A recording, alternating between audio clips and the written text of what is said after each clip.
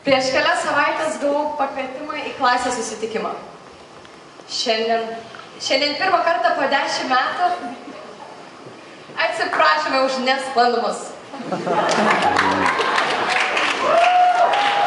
Gerai, paėdysim dalinti.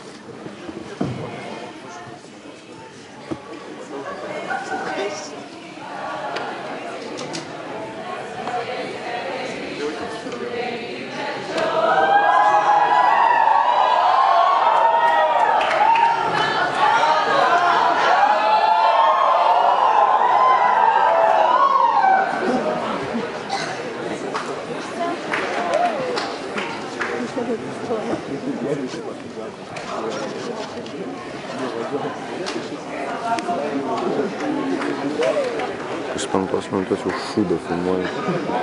Tai nesustabdyti. Paskui... Jau matus. Ne. Rimtai viską čia filmuoji? Taip. Ir filmuoti. Iš naujo. Ei, čia man 5 minutės. Palauk, reikia 5 iš to. Jūs man aiškinat, kaip filmuoti. Kas į kiną nori savo? Kas į kiną? Ką tu čia filmuoji? Tavo ranka, žiūrėk kokia graži. Tai o. Lygiai ant 5 minučių. Atsiprašome už nesklandumus. Prieš kelias savaitės gavau pakvietimą į klasės susitikimą. Šiandien pirmą kartą po 10 metų aš pamatysiu savo bendraklasės. Ir iškart prisimenu tas nerūpestingas vaikystės dienas, kai niekas nerūpėjo ir galvom, kad pasaulis priklauso mums. Mes džiaugiamės kiekvieną akimirką. Ir šias dienas aš visada laikysiu savo širdyje.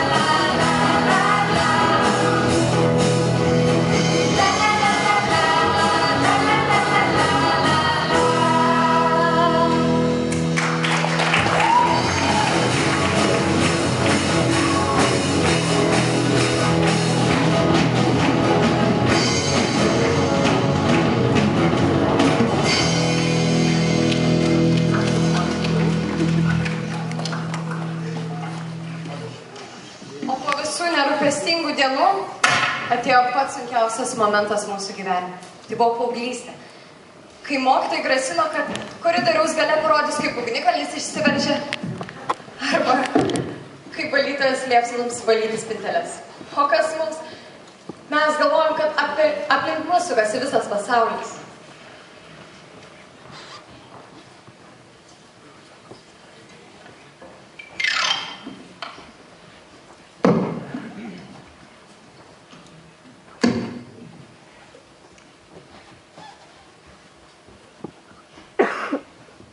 Urtė, gabi mergina, kuri yra talentinga visose srityse, tačiau dėl savo kompleksų susivariusi ir pasyvi. Gyvenime išbandžiusi įvairios veiklos, bet nei vienoje savęs nerealizavusi, jaučiasi nieko verta. Ką man daryti?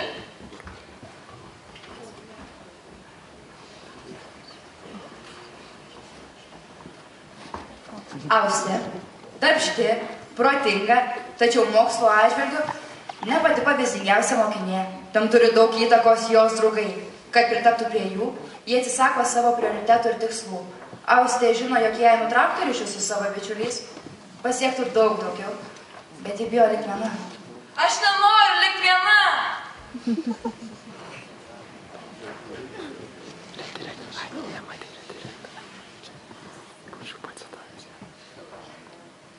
Mantas.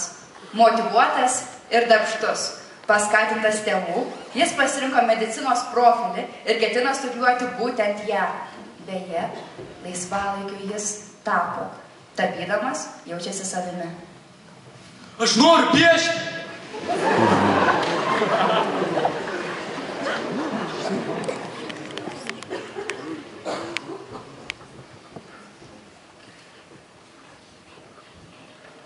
Tadas.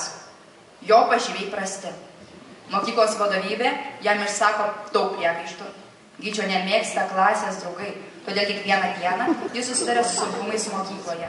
Tadas jaučiasi nieko, ir viskas man reikia artimo žmogaus. Supraskit mane.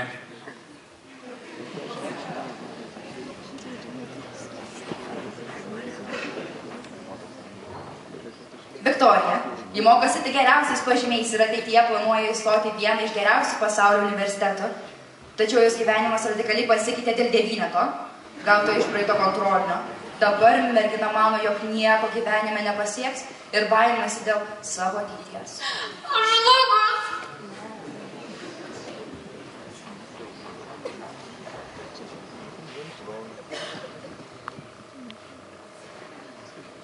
Laura. Jie apleido mokslus ir atsisakė dalykų, kurių siekė dėl savo mylimo vaikino. Vietoje pamokų jie renkasi jo draugiją ir net nesuvokė, jog viskas, ko mylimajam reikia, tai tik visapusiškos naudos. Tačiau per paskutinį pasimatymą jaunuolis Laura paliko, todėl dabar jos niekas nebedomina ir visą savo laiką leidžia savęs gailėdama. Kokia viso šita prasmė?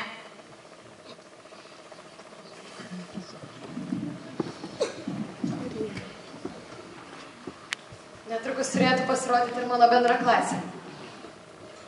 O, štai ir jie.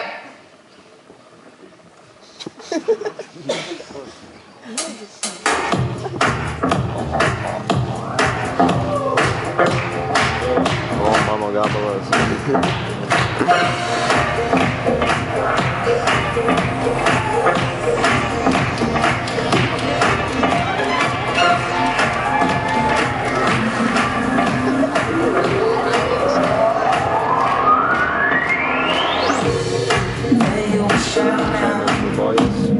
Cranking up y'all altercations, getting upset, your desperation, screaming and hollering. How can that stop because some people think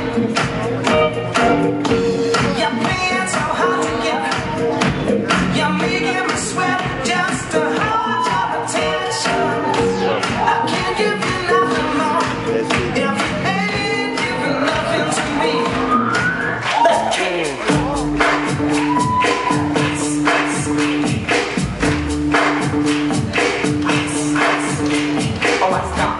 Collaborate and listen. I sit back with my brain with attention. Something grabs a hold of me tightly, flow like a harpoon, daily and nightly. When did that stop? Yo, I don't know. Turn off the lights and I glow. The extreme, I rock a mic like a vandal. Light up a stage and wax a chunk like a king.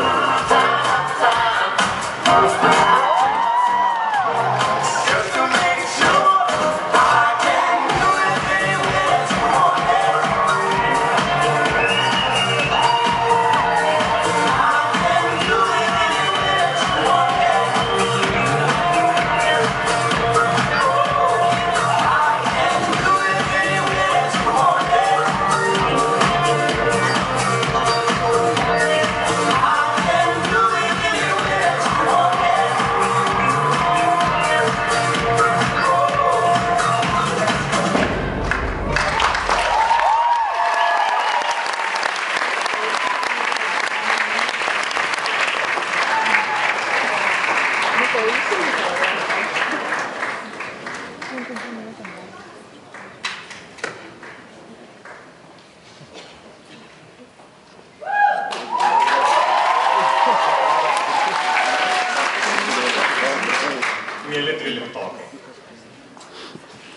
7,5 metų praėjo nuo tos tolimos